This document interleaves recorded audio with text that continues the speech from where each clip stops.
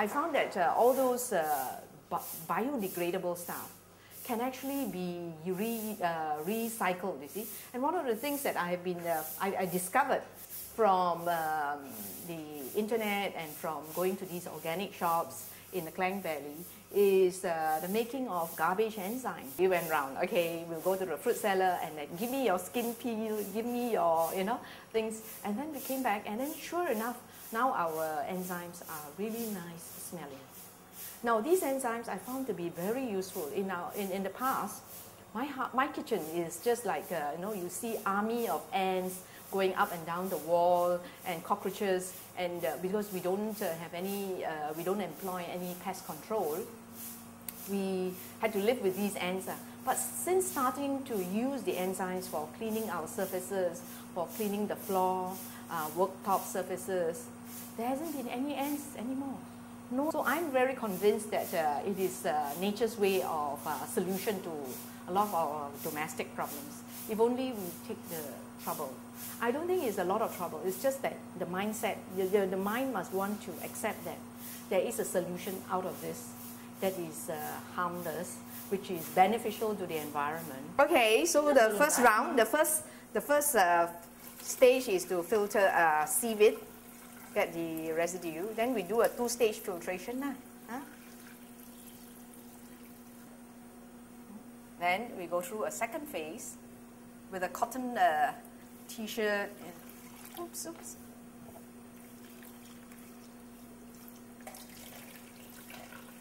You can literally smell the freshness of the pineapple. Yeah. If you leave it out, yeah.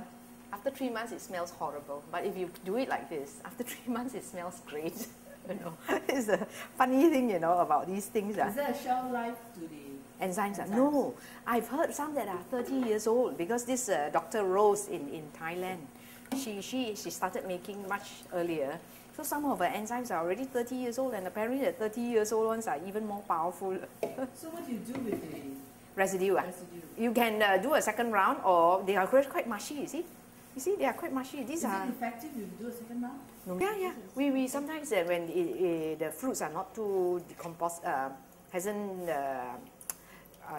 decomposed enough, then we go a second round. But this one is quite mushy already. You can put into the soil as it will be very good for the soil. It improves the consistency.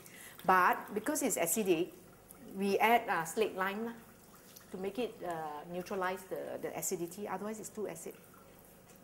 Fry all the spray. Just spray lah. Spray. Wait, hang on. Is it open? Yeah, it is.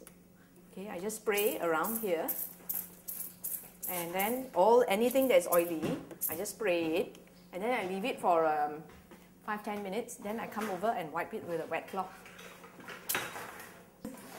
And if you have your quali is really oily, normally you have to use quite a lot of soap.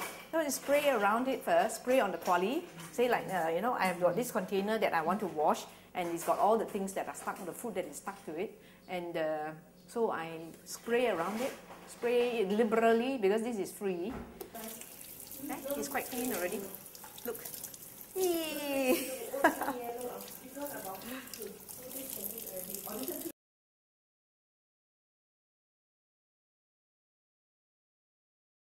The magnetic seal, the magnetic type, to keep out the mosquitoes. So you can have your doors open, and if there's a wind, you don't even need fans. So you get natural ventilation without the mosquitoes and the flies. From here, and I cover it with this to prevent the mosquitoes from breeding. So we started with using bags, because I noticed that, if you come back from the market, each of us would be using about 20 to 30 plastic bags. So we then started putting our stuff into containers, and then we had our cloth bags, and we have been using that for more than 10 years, and they are really sturdy. We carry about 10 kilograms of stuff and lug it with us, and it has really withstood all these years of rough use. Yeah, this couple of decades is the increase in the mindless consumption. This has become a society that consumes and throws away mindlessly. When I say mindlessly, it's without regard to the environment, that what we are throwing is actually not biodegradable. So these are going to be around, like the plastics, they're going to be around for another century or so. And what do they do to the environment?